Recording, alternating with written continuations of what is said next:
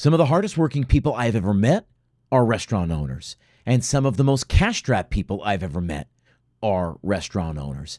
And see, it's not because they aren't working hard enough. Quite the opposite. Maybe they're working too hard, but working in the wrong direction, working on the wrong things. So let's talk about that. Let's talk about what the right things and what the right direction is on this video so you can make more and ultimately work less. My name is Chip Close. I'm the founder and CEO of Restaurant Strategy. I help independent restaurant owners increase the profitability of their restaurants. What that means is I take all the systems, strategies, frameworks that the big restaurant groups and chains use, and I teach them to you so you can apply them to your restaurants. Again, why? So you can make more and ultimately work less. Burnout is real for restaurant owners. These razor-thin profit margins are a real thing to independent restaurants all over the country, and I bristle at it. What you do is way too important and way too difficult to not make money doing it, so let's get to it. I think there are a couple of key areas we need to tackle when it comes to this being cash-strapped. Number one, I want to talk about your North Star metrics. The independent restaurant owners that I see struggling over and over and over again know how to cook, know how to take care of people, have a beautiful restaurant, but they have no North Star. They don't know why they exist. They don't know the numbers they should be measuring. They don't know how to teach their people how to go after those numbers. I talk a lot about profitability. Profit comes down to two things: revenue and expenses. So you have to set a revenue target for you and your team every single week, every single month, and you have to hit that. You have to know what you have to do to hit that. That is one of the most important North Star metrics out there. Number two are your expenses. So once we forecast and we set revenue targets for ourselves, well, then we have to set budgets for COGS and labor and all of the key areas of our business. If we can manage revenue and manage expenses, well, that means we're managing profit. We are setting a set number that we expect to make every single month. The restaurants that succeed know what that number is. So a colleague of mine was the executive chef at Hard Rock in Times Square. They make hundreds of thousands of dollars a day in revenue. And the parent company takes their distribution. Basically, they pull from the operating account every Monday morning, meaning they set a revenue target, they got to hit that revenue target. They set expenses, they set budgets for those expenses. Every single week you hit them, because guess what? There's going to be a pull on the account every Monday morning. And if the cash isn't there to make the draw, man, heads will roll. You don't miss your budget 2 weeks in a row without losing your job. Again, that is how the big boys work, and so that is how you work. Your North Star metrics, understanding revenue, expenses, profit, your PPA, your per person average, whatever it is for you.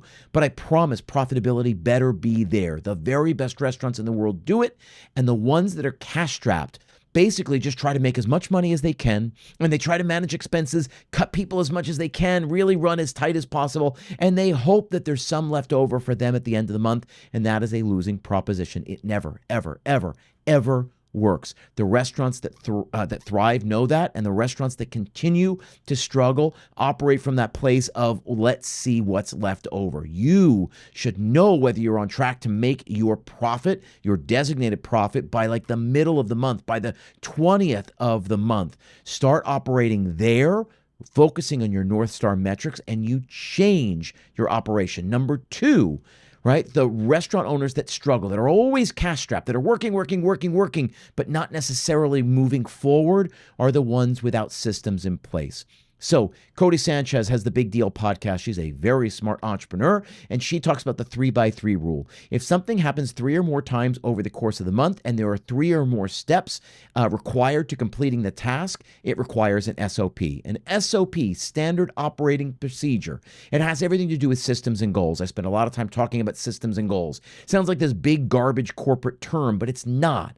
A goal is simply something we want to accomplish, where we want to get to. And a system is just a repeated set of actions, meaning we do this and this and this to try to achieve the desired result. And then we measure our efforts. It either worked or didn't work. If it works, we do it again and again and again and again. And if it doesn't work, we go back to the drawing board and figure something else out.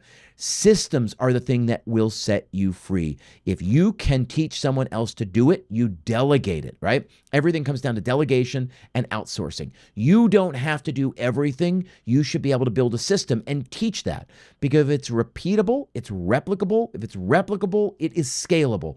The thing that the biggest restaurants in the world have figured out is that they don't have 6, they don't have 8, they don't have 2, they have 400, they have 5,000. If you look at McDonald's, Taco Bell, Houlihan's, Olive Garden, Outback, on and on and on, even Shake Shack, even look at the Michael Mina Group, or Thomas Keller, or Danny Meyer with Union Square Hospitality, Steven Starr, Boca Restaurant Group. They don't have 2 restaurants or 6 restaurants. They have 20, 30, 50. So not even at the chain level, just at the group level. Once they figure it out, they repeat it over and over and over again. If it's repeatable, it's replicable. If it's replicable, it is scalable. And that is how you make money in this industry. That's the second thing. Number 3 is right on the coattails of this, right? There's no delegation. So you do everything, right? As an owner, well, I could just do it better than anyone else, or I can't trust people, or they're lazy, or they don't do it as quickly as I can, or as well as I can. So you do everything. What you have to do, create 2 lists. So this is what I have all my clients do. Create 2 lists, literally 2 pieces of paper. You can pause this after I say this, pause the video and do it. 2 lists, 2 pieces of paper. On the one side is the stuff that truly only you can do, and the stuff that you love to do, that you really want to do every day. And then on the other list, it's all the stuff that you are currently doing that could be taught to someone else. They could be delegated or outsourced. That's how you trim down your activity level, and then you get to really live in your zone of genius, right? So the things that, again, you love to do, you do truly do better than anyone else, or only you can do. So no delegation is the next thing, right? So those first 3 are no North Star metrics, right? No systems and no delegation. You see how they all follow each other. So if we say revenue, expenses, and profit are the most important North Star metrics, PPA, things like that, well, then let's build a system for them. And once we build a system, then we can teach someone else to do it. That's delegation. The other thing, the 4th thing, is this hero complex. And we're talking about restaurant owners who work and work and work and work themselves to death, that they are cash-strapped and overworked.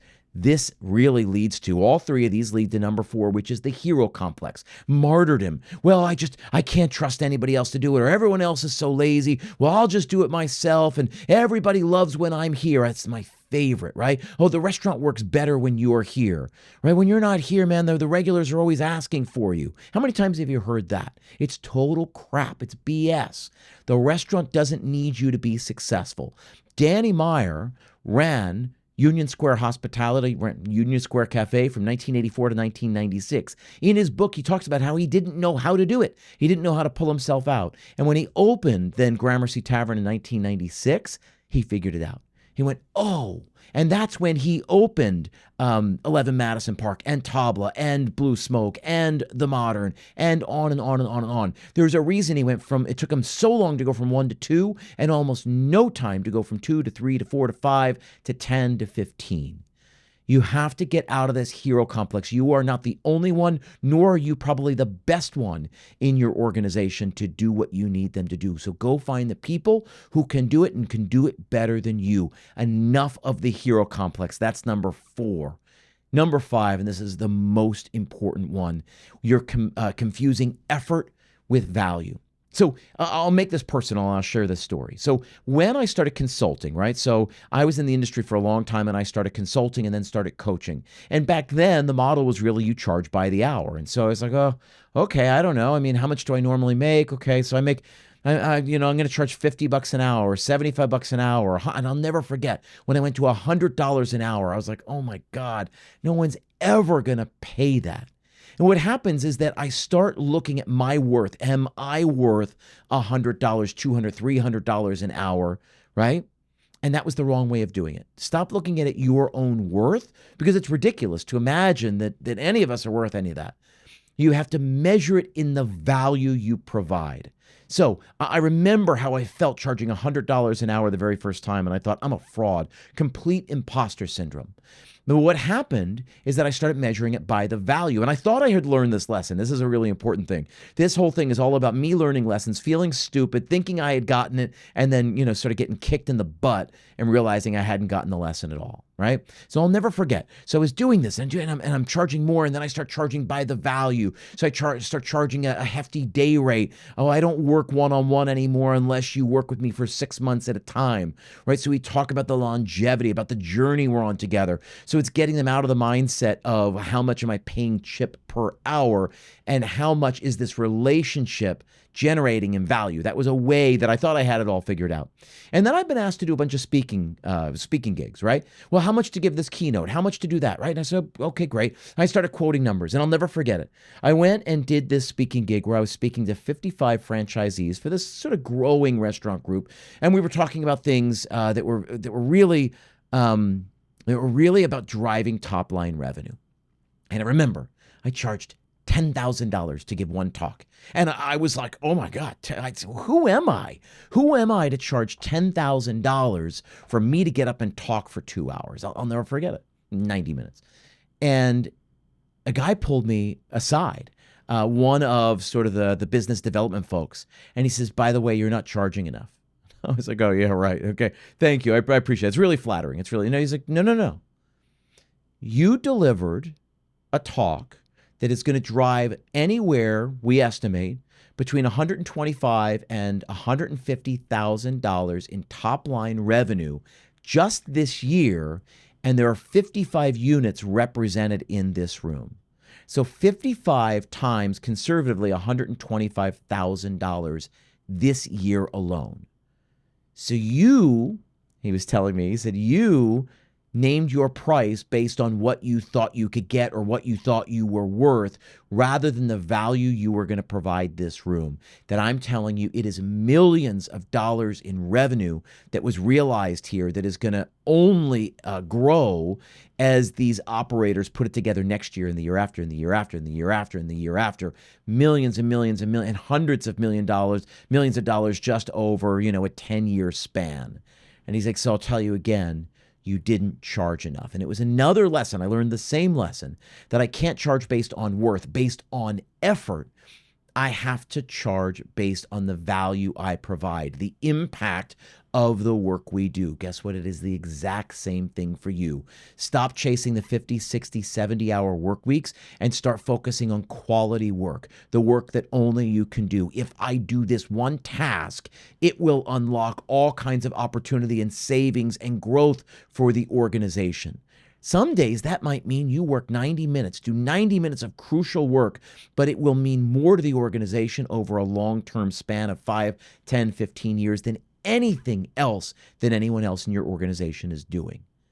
I have learned that the hard way a couple of times, and I'm inviting you to then learn that the easy way. Learn from my mistakes. Those are the 5 things that restaurant owners consistently screw up, the ones who are overworked and underpaid. Number 1, they have no North Star metrics. They don't know what they are, so they don't know how to track them. They have no systems in place. They do not delegate. They live with this hero complex. Nobody else can do it. Everyone else is lazy. I'm the best one here for it. I'm the only one who can do it. And the last one is confusing effort with value. The restaurant owners that make a living, a killing, that create generational wealth for their families and generations to come are the ones who understand the difference between effort and value. It is the very definition of working smarter, not harder. Listen, I hope you found this helpful. Go check out some of the other videos. Tons of great content on here, all meant to help independent restaurant owners dial in profits so they can ultimately grow, so you can make more and work less. I got a podcast called the Restaurant Strategy Podcast. I hope you have a chance to check that out. That's down below in the notes. If you ever want to learn about anything we do, go check out our website. Appreciate you very much, and I will see you next time.